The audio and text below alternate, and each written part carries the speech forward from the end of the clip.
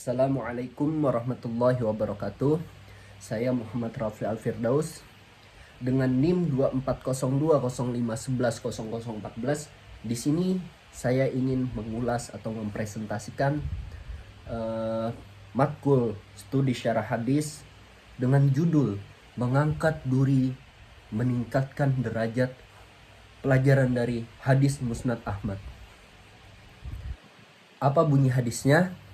Baik, di sini ada bunyi hadis yang pertama, an Abi Hurairah an Nabi sallallahu alaihi wasallam qala bainama rajula yamsi 'ala at-tariq wajada usnan syaukan faqala la arfa'anna hadza la'alla Allah azza wa jalla yaghfiru li bihi farafa'ahu faghfarallahu lahu bihi wa dakhalahu al-jannah.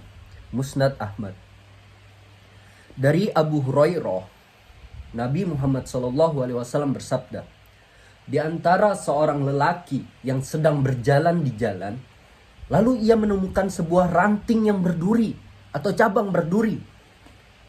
Lalu ia berkata, aku niatkan ini, ingin mengangkat ini, semoga Allah Azza wa Jalla mengampuni dosa-dosaku karena perbuatan yang aku lakukan saat ini. Maka ia mengangkatnya, dan Allah pun langsung mengampuni dosanya lalu memasukkannya ke dalam surga. Hadis ini diriwayatkan oleh Musnad Ahmad. Baik, di sini saya ingin menjelaskan tentang makna umum hadis ini. Hadis ini mengajarkan bahwa setiap amal yang mencegah bahaya bagi orang lain meskipun tampak kecil merupakan manifestasi nyata dari keimanan dan dapat mendapatkan ganjaran besar di akhirat. Hadis ini masuk ke dalam surah Al-Maidah ayat 2 yang wa ta'awanu 'ala birri wat taqwa, yang merupakan landasan prinsip ta'awun, tolong menolong di dalam Islam yang mencakup seluruh bentuk kebaikan. Kalau secara umum, hadis ini menyatakan bahwa adanya seorang lelaki yang dengan tulus, dengan niatnya yang tulus, mengangkat ranting berduri yang menghalangi jalan orang untuk berjalan, itu dapat penghargaan dari Allah berupa pengampunan dosa, dan lalu Allah memasukkannya ke dalam surga. Terdapat di hadis lain juga yang sejalan dengan pesan ini. Man azalat doro anit tariq fahuwa minal mu'minin. Yang artinya, barang siapa yang menghilangkan bahaya dari jalan, maka dia termasuk orang-orang beriman. Hadis ini diriwayatkan oleh hadis Muslim yang menegaskan kita bahwa tindakan menghapus gangguan itu atau bahaya di jalan merupakan salah satu cara konkret untuk mewujudkan iman kita melalui amalan. Baik, setelah itu di sini saya ingin menganalisis makna khusus hadis dari kata per kata. Berikut ada analisis yang saya ambil, ada 4 atau 5 gitu, dari kata yang berbunyi di hadis itu, bainama rajula yamsi 'ala at-tariq wajada usnan syaukan faqala la arfa'anna hadza la'alla Allah azza wa jalla yaghfirli bihi farafa'ahu faghfarallahu lahu bihi wa adkhalahu al-jannah. Baik, dari kata bainama. Bainama di sini itu menunjukkan langsung atau menjelaskan tentang sedang, kita sedang melakukan. Bainama rajula, lelaki, yamshi 'ala tariq, berjalan, menandakan aktivitas kita sehari-hari atau aktivitas lelaki yang sedang mengangkat duri tersebut. 'Ala tariq, di atas jalan. Wajada usnan syaukan, wajada artinya menemukan, menandakan bahwa lelaki tersebut menemukan sesuatu di jalan. Usnan, ranting atau duri. syaukin, berduri. Gabungan kata ini menggambarkan bahwa yang ditemukannya adalah ranting yang memiliki duri yang berpotensi membahayakan orang-orang di jalan. Faqala la arfa'anna hada. Faqala, lalu ia berkata, menandakan respon atau keputusan yang segala dia ambil itu akan membuahkan hasil. La arfa'anna, aku akan mengangkat ini. Tindakan yang diambil adalah memindahkan atau menghilangkan bahaya tersebut untuk tidak melukai seseorang yang di jalan tersebut. Hada, kata ini merujuk pada ranting yang berduri yang ditemukan. Baik, dari makna hadis perkata itu kita sudah tahu. Lanjut kita ke kritik sanad hadis tersebut. Kritik sanad maupun takhrid hadis ini. Baik, hadis ini itu termasuk ke dalam kategori hadis sahih. Kenapa sahih? Disebutkan karena telah diterima di dalam kitab-kitab hadis utama dengan yang sanad yang kuat. Dalam Musnad Ahmad, hadis ini dinilai sahih oleh para ulama karena rantai perawinya tidak ada kelemahan yang menunjukkan keraguan. Ada contoh-contohnya. Yang pertama, kitab-kitab ini sudah mencantumkan hadis Musnad Ahmad bin Hambal, hadis nomor 10.257 di dalam Musnad Abi Hurairah. Ada juga Sahih Bukhari, hadis nomor 652 di dalam kitab Al-Adab. Ada Sahih Muslim, hadis nomor 1914 di dalam kitab Al-Birri wa As-Silah. Ada juga Sunan Abi Daud di hadis nomor 5245 dalam kitab Al-Adab.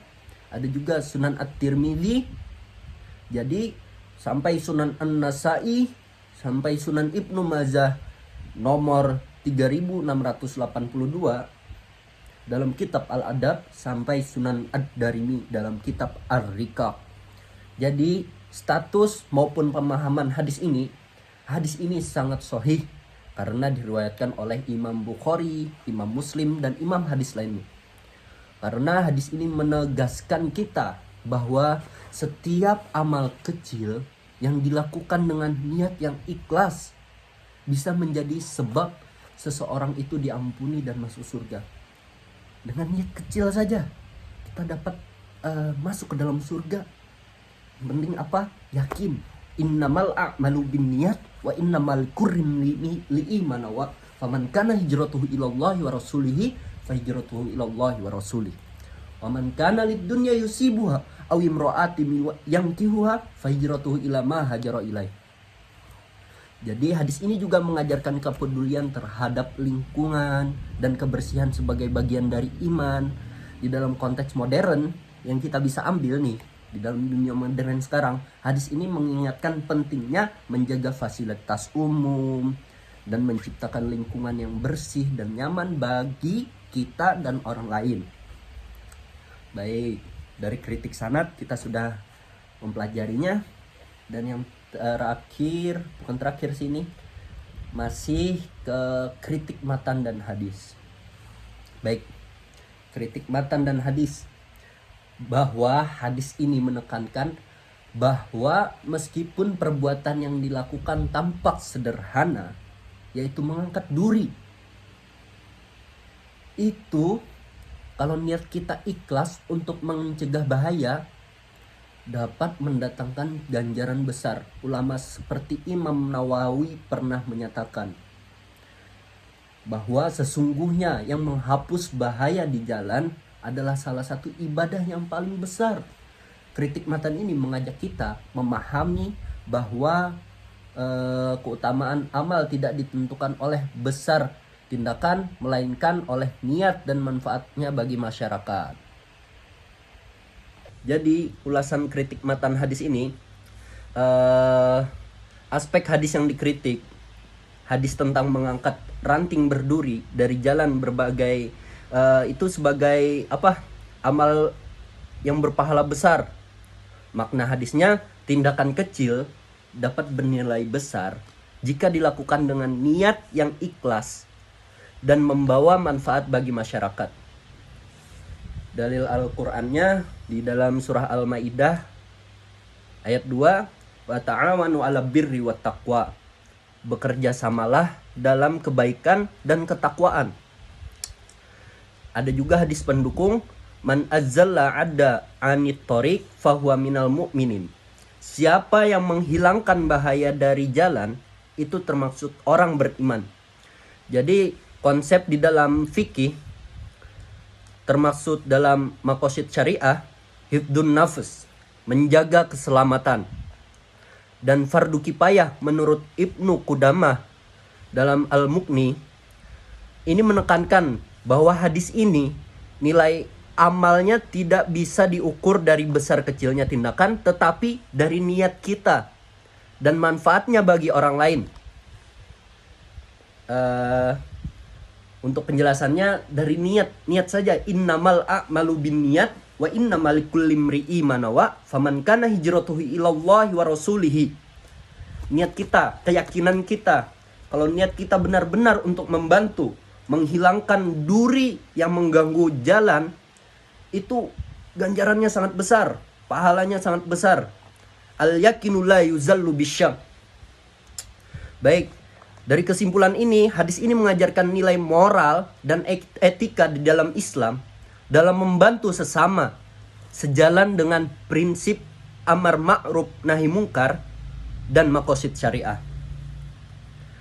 Kandungan fikih hadisnya, yang pertama, ada konsep menghapus bahaya.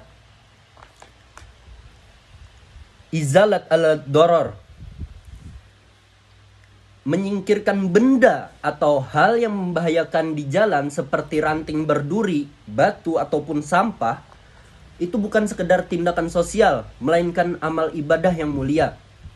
Tindakan ini merupakan bagian dari maqasid syariah. Tujuannya khususnya dalam menjaga keselamatan jiwa, hifdzun nafas, dan kemaslahatan umat.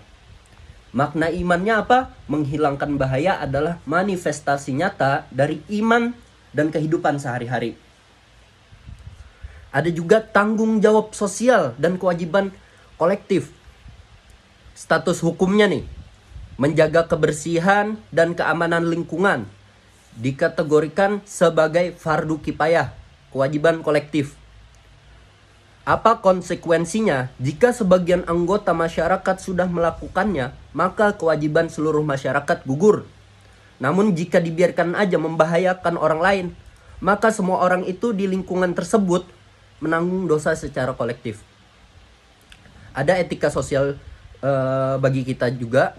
Tindakan ini mencerminkan prinsip amar ma'ruf nahi mungkar juga, mengajak kebaikan dan mencegah kerugian. Jadi hadis tersebut memiliki nilai fikih yang mendalam.